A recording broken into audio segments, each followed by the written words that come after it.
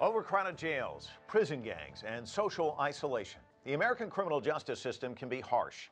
Even if someone is convicted of a non-violent offense, chances are they could serve a jail sentence. And for many, a single infraction can turn into a lifelong downward spiral of crime and incarceration. The United States has only 5% of the world's population, yet it has 25% of the world's prison population. That's over 2 million people.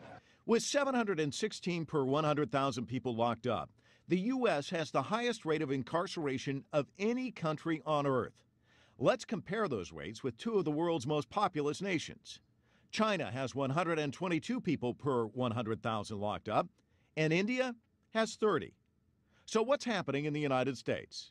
More than 4 decades ago, President Richard Nixon launched his war on crime to combat gun violence and drugs, leading to stricter legislation. In the 1980s, the U.S. Congress passed mandatory minimum sentencing laws. Judges were required to give fixed prison terms to those convicted of specific offenses, in the hope that harsh prison terms would deter criminals. In the 1990s, many U.S. states passed the so-called three strikes laws, a name inspired by American baseball, a game in which a pitcher eliminates a batter after 3 strikes. The laws mandated increased sentences for repeat offenders, usually after 3 serious felonies.